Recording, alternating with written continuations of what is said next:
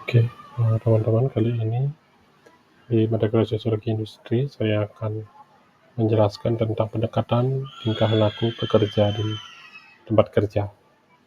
Nah, materi ini adalah sebagai penjelasan ke teman-teman terkait bagaimana relasi yang dilakukan oleh para pekerja di tempat kerja mereka, dan kita melihat berdasarkan sudut pandang pendekatan tingkah laku dari pekerja itu sendiri.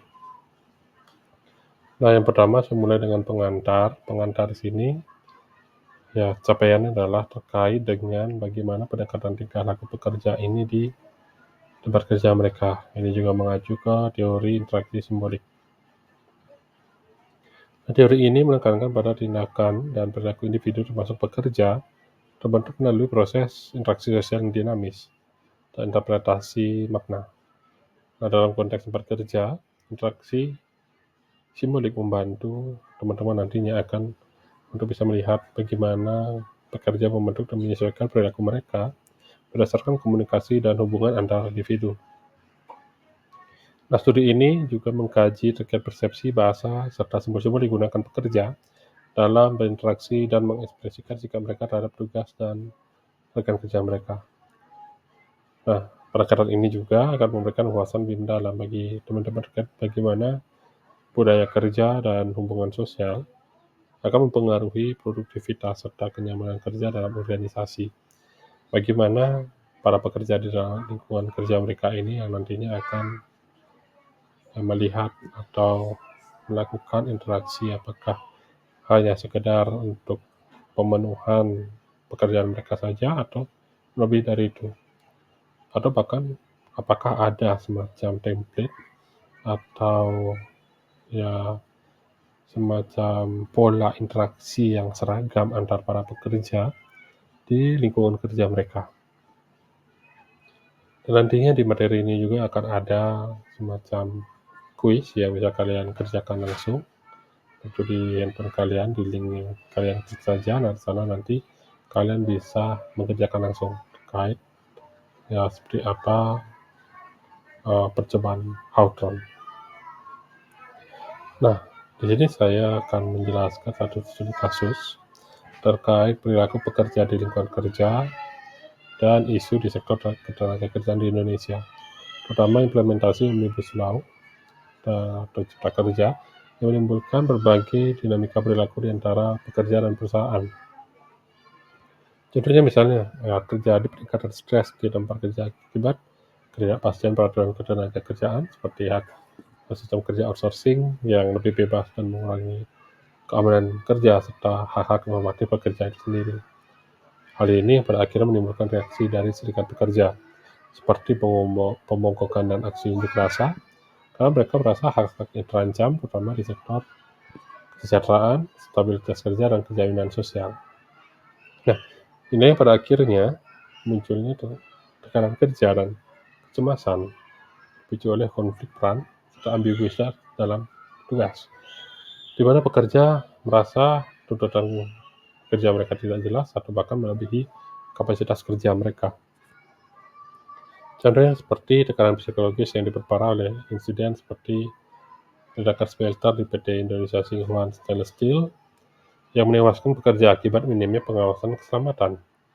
Nah, serikat pekerja pun akhirnya mendesak perlindungan lebih ketat dalam implementasi keselamatan kerja. Dalam hal ini, ketidakpuasan pekerja terus meningkat akibat ketidakstabilan dalam pekerjaan, mencerminkan tantangan besar dalam manajemen perilaku pekerja di tempat kerja.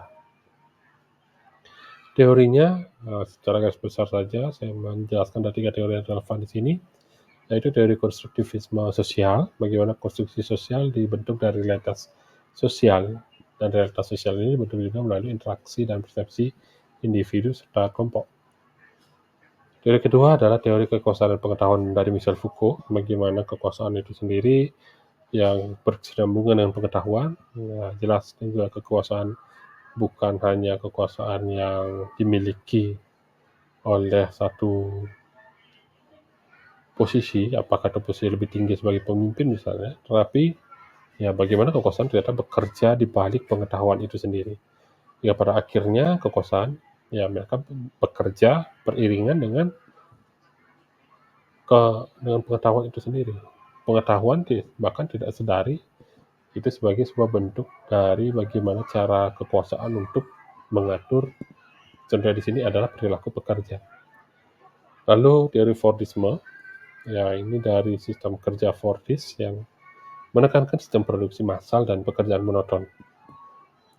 Salah satu contohnya yaitu dari sebuah produsen mobil bermerek Ford yang memberikan suatu inovasi bahwasanya sistem produksi bukan lagi para montir dalam pabrik mobil Ford ini mereka bekerja, satu montir menghasilkan satu mobil utuh, tidak seperti itu, tetapi mereka bekerja hanya berdasarkan spesialisasi kerja mereka.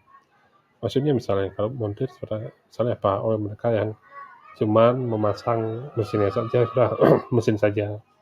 Ada montir lainnya yang mereka di bagian produksi bodi mobilnya misalnya. Ya sudah mereka memasang part-part di bodi mobilnya saja.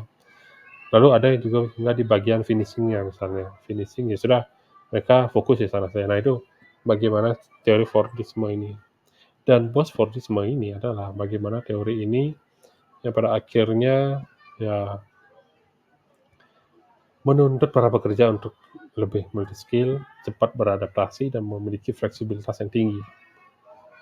Perubahan ini menciptakan norma-norma baru, di mana pekerja harus menyesuaikan diri dengan lingkungan terus berubah, menggunakan teknologi digital dan seringkali bergantung pada sistem kerja tim serta inovasi. Nah, fleksibilitas ini pada akhirnya membentuk tingkah laku responsif terhadap tuntutan dan target yang tentunya jelas akan lebih dinamis. Untuk membantu teman-teman terkait apakah ada publikasi ilmiah yang terkait dengan problem ini adalah ini. Ada 2 contoh publikasi. Yang pertama dari Rivaldo dan Ratnasari yang dipublikasikan tahun 2020.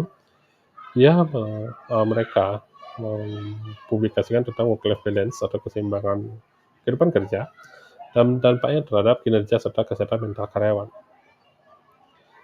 Untuk lebih lanjut kalian bisa sambil dibaca atau di-pause videonya. Lalu yang kedua dari Irwanto dan kawan-kawan pada tahun 2021, ia menuliskan tentang kebijakan bekerja di rumah atau work from home dia diterapkan selama pandemi COVID-19. Pada akhirnya ini menimbulkan tantangan terkait distribusi teknologi dan kesiapan infrastruktur. Nah, ketidakseimbangan ini pada akhirnya berdampak pada aspek kinerja dan tentunya menambah beban psikologis bagi pekerja. Entah itu mereka tidak sepenuhnya siap pada dengan teknologi baru, atau bahkan di lingkungannya atau di wilayah tempat tinggalnya masih ada keterbatasan terkait infrastruktur digital. Nah itu teman-teman dari yang saya jelaskan tadi, dari 2 penelitian tadi dan materinya, sini kalian bisa lihat, jadi ada 4 referensi yang saya berikan ke teman-teman. Nah, sebagai penutup, di sini ada sebuah kuis dalam bentuk kuis percobaan Hawthorne. Kalian bisa kerjakan ini langsung saja di link yang terlihat di sini, nanti di deskripsi video akan saya tuliskan linknya. Nah, percobaan ini adalah sebuah serangkaian studi yang dilakukan di pabrik Western Electric di Houghton, Illinois pada tahun 1220 hingga 1930-an yang bertujuan memahami bagaimana kondisi kerja mempengaruhi produktivitas karyawan. Dan ini pada akhirnya menemukan bahwasanya produktivitas meningkat pada saat pekerja tahu mereka sedang diamati. Nah, ini adalah sebagai sebuah bentuk efek Hawthorne. Hasil ini menunjukkan bahwasanya pentingnya perhatian terhadap faktor psikologis dan sosial tempat kerja, di mana perhatian manajemen terhadap karyawan bisa meningkatkan kinerja mereka. Jadi harus ada semacam pengawasan secara berkesinambungan. Dan pada akhirnya bagaimana pengawasan ini apakah efektif atau tidak untuk bisa mengendalikan atau bahkan agar target itu bisa dicapai.